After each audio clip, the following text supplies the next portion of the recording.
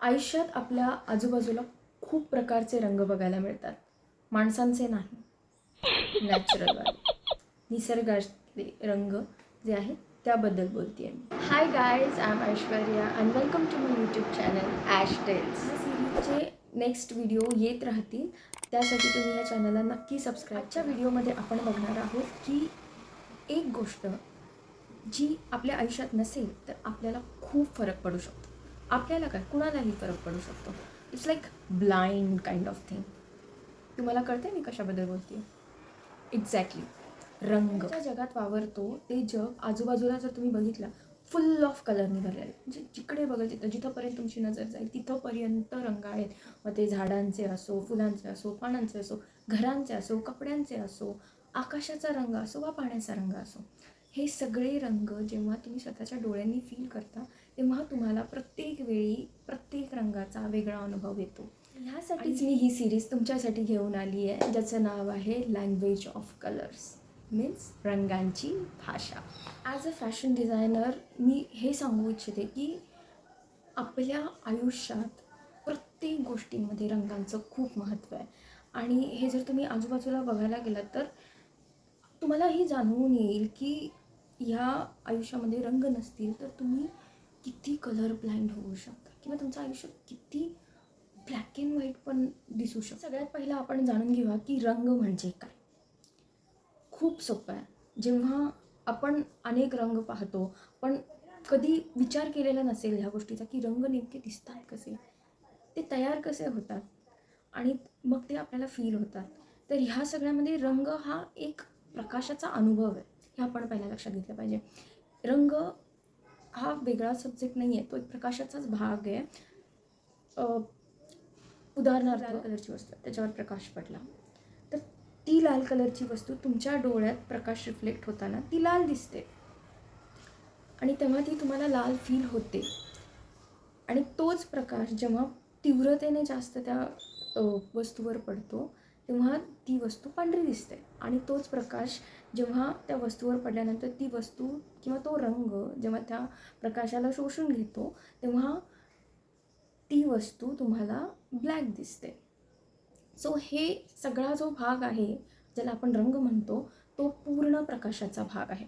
रंगांचा इतिहास जो आहे तो फक्त सौंदर्याशी निगडीत न राहता तो आता संस्कृती, शोध, कला, विज्ञान याच्याशी पण जोडलेला आहे. पुरातन काळात जे पहिल्यांदा रंग बनवले गेलेले होते ते निसर्गाच्या नॅचरल रिसोर्सेसपासून बनवले गेलेले होते. एक्झाम्पल फुलं, पानं, दगड, खनिजे, कोळसे हे जे आपण आजूबाजूला नॅचरल रिसोर्सेस पाहतो त्यापासून ते बनवले गेलेले होते. आणि जर तुम्हाला याचे अवशेष पाहायचे असतील तर तुम्ही हे आपल्या पुरातन गुहांमध्ये वगैरे अनुभवू शकता, पाहू शकता. त्यातले जे स्कल्पचर आहे ते जे रंगवलेले आहेत ते ह्याच रंगांपासून रंगवलेले आहेत आणि ते अजूनपर्यंत टिकून आहेत. एवढे पक्के कलर तेव्हा तयार केले जायचे.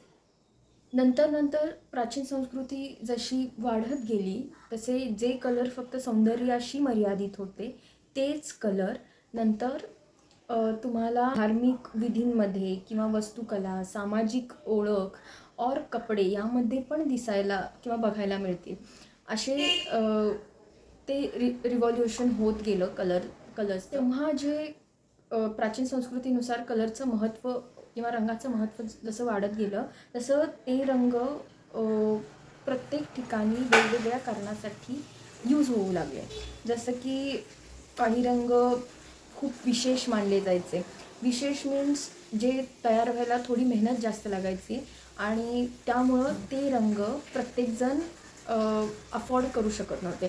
सो असे काही कलर आहेत पुरातन काळापासूनचे जे फक्त श्रीमंत लोक, राजा लोक, जे राजघराणे होते तेच फक्त अफोर्ड करू शकत होते. काही रंग सत्ता दर्शवत होते, काही रंग संपत्तीचं प्रतीक मानलं जायचं. आणि रंगाचा विकास जर तुम्ही बघत गेला तर चित्रकलेसोबत रंगांचा सुद्धा विकास होत गेला.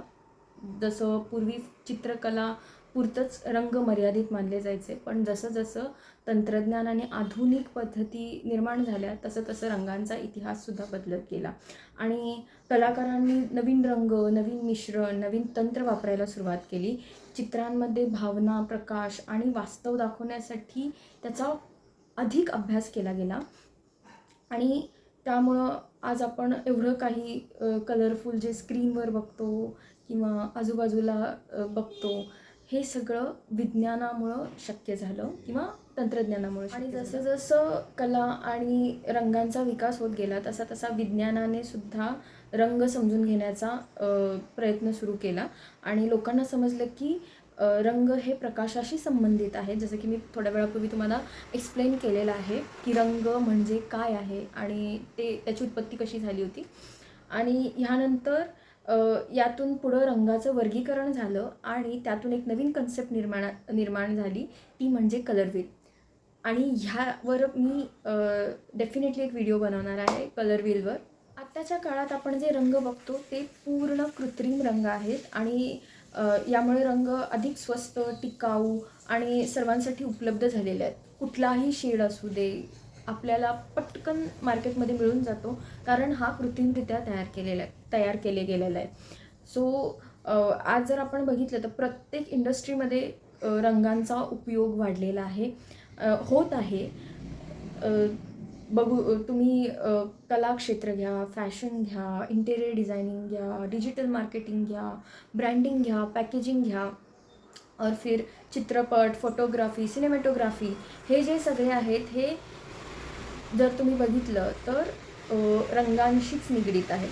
तर ह्या सिरीजमध्ये मी तुम्हाला हे एक्सप्लेन करणार आहे की कलर हे आपल्या मानवी सायकॉलॉजीवर किंवा ह्युमन सायकॉलॉजीवर कसे रिफ्लेक्ट करतात, का प्रत्येक वेळेला प्रत्येक ठिकाणी एक विशिष्ट कलर चॉईस केला जातो आणि त्याचा आपल्या लाईफस्टाईलवर कसा इम्पॅक्ट होतो, हे सगळं आपण ह्या सिरीजमध्ये बघणार आहोत. कलर हिस्ट्री, मीनिंग, त्यानंतर सायकॉलॉजी, कल्चरल सिग्निफिकन्स काय आहे, युजेस कसे होतात वेगवेगळ्या इंडस्ट्रीमध्ये कलरचे, हे सगळं मी तुम्हाला ह्यामध्ये एक्सप्लेन करणार आहे.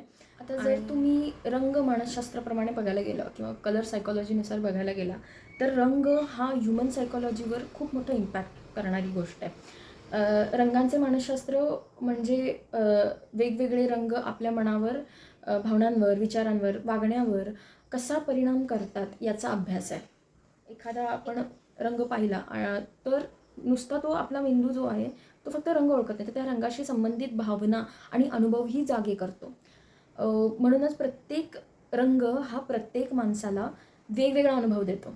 जर तुम्ही तुमच्या आजूबाजूला बघितलं तर काही लोकांचा एखादा रंग, स्पेसिफिक रंग फेवरेट असू शकतो कारण त्याच्याशी निगडीत त्याच्या खूप चांगल्या आठवणी असू शकतात.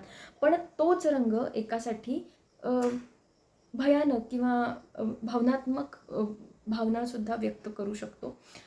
उदाहरणार्थ काही रंग बघितल्यावर शांत वाटतं, काही रंग बघितल्यावर एनर्जेटिक फील होतं आणि काही रंग एकदमच अट्रॅक्टिव्ह फील करून देतात. सो ह्या प्रकारचे जे कन्सेप्ट्स आहेत ते तुम्हाला कलर सायकॉलॉजीमध्ये बघायला मिळते. आणि so let's do one thing, रंगाला आपण रंग न म्हणता भावना म्हणूया आणि ह्या सिरीजला आपण सुरुवात करूया. व्हिडिओ कसा वाटला ते मला कमेंटमध्ये नक्की सांगा. थँक्यू.